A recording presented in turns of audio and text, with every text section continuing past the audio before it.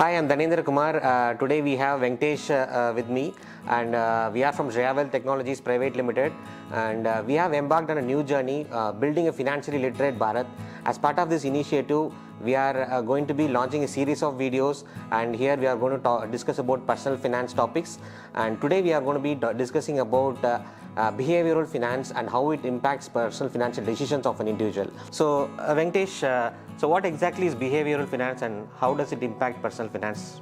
See, basically, behavioral finance is something which makes a person to take any investment. It's the emotional content of the emotional part in which individual makes a financial decision. That is what is basically covered in behavioral finance. How a person behaves when it comes to making anything related with money decisions. There are a lot of biases if you look at when it comes to money management. Some people tend to make a lot of mistakes just because of these emotional factors. To throw some more perspective into this, there is some specific stream called neuroeconomics that is getting developed now. So neuroeconomics is nothing but it's a medical science part where human brain is being analyzed by using various scanning techniques on how a person, what happens in his brain when he or she makes a financial decision. So this is what basically a behavioral finance or the neuroeconomics, that is what is covered in that. And to give some more perspective into this, for a common man, there are a lot of mistakes that people make without looking at the fundamental aspects of investing or without looking at the technical side of how to invest with.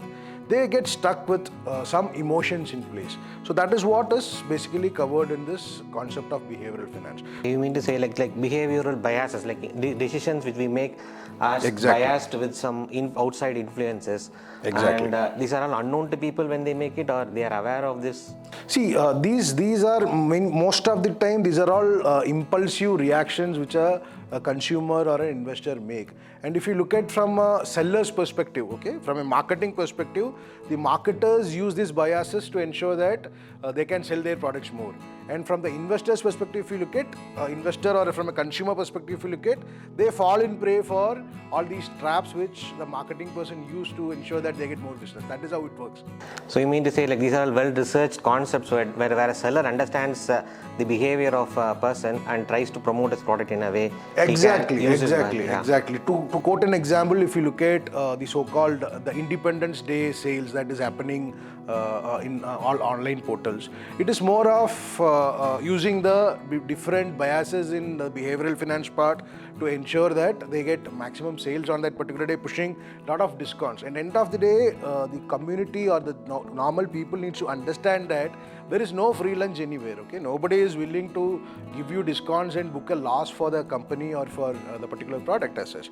But these are the techniques that they use, and once you understand, okay, all these biases, how it works and how it impacts, then you will be in a much more controlled position. You will not get into a impulsive buying. If you look at the research which shows that all these big day sales, okay, and most of the time because of the impulsive the impulsive nature, they buy it, and after a month or so they still think why I bought it, just because of getting discount I bought it. It's no more of use to me.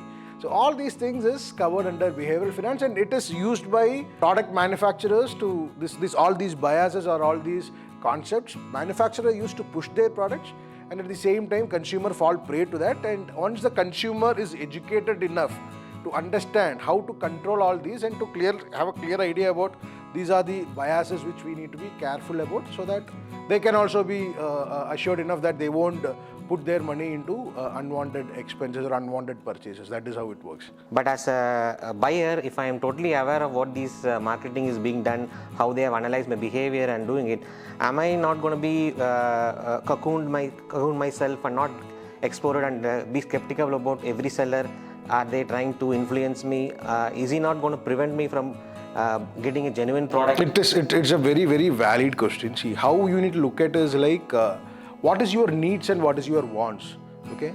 If you can clearly define and differentiate between your needs and wants, then all these biases or whatever the trap that comes in front of you, you can easily escape out of that. If it is a need or if it is a want, if you can differentiate between that, if you cannot survive without that particular thing, it is a very important aspect in which you need to buy or you need to spend money on. Without that, if you cannot survive, then there is no other option. You need to go for it. But if it is just a luxury requirement or something which is not very important for you, and if you are going behind that, then it is completely different. So how it helps is like, from a consumer's perspective, once he understands, okay, he will be in a position to differentiate between needs and wants.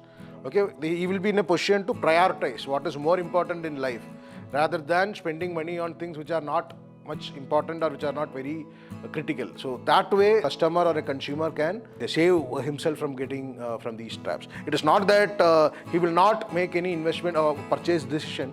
It completely depends upon if it is a emergent, if it is a requirement which definitely needs to be done. Consumer is always going to go for that. If, for example, let us say if a person has to buy a laptop, okay, if that is a requirement, and with that laptop there is going to be some value addition that is going to happen, whether there is not going to be Independence Day sale or not, he have to buy it. So he will try for options in which, on a better way, without getting impulsive buying, without a requirement. That way a consumer will get much more, alert, or much more awareness, will get some awareness about what needs to be done. So this is not just for big HNI clients, like how an average common investor, so who is also facing these kind of situations, how this understanding this behavioral biases will be helpful for a common investor? See, forget about the investor aspect itself. Let us not talk from the investor or a wealth management or a financial planning perspective. Any seller, consumer. Any consumer, any individual needs to have the basic understanding of how to manage money, right? It doesn't matter if a person is earning, say, 15 lakh rupees a month, or a person earning 15,000 rupees a month. Both these people need to run a basic family. They have got their own goals, but the value might be different. So even if for the 15,000 earning person, if he is getting into any of these impulsive buying and spend 40% of his income, that is definitely going to put him in a big debt trap or getting into a difficult situation. So it doesn't matter whether a person is a middle income person or a high income HNI kind of category. It doesn't matter.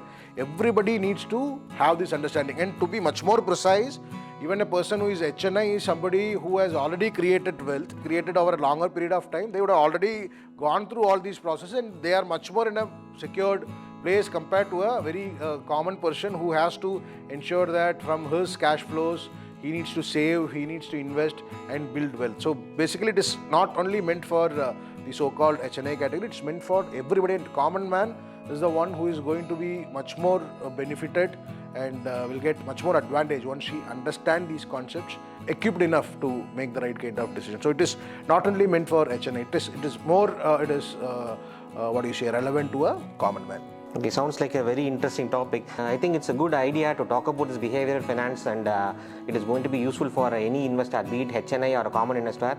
So let's see what are all the various behavioral biases one by one. So thank you, Venkatesh, for those detailed views on behavioral finance. I think it will be very useful for our viewers also. So please subscribe to our channel and like and share our channel. Wait for the next content which will be in detail about behavioral finance.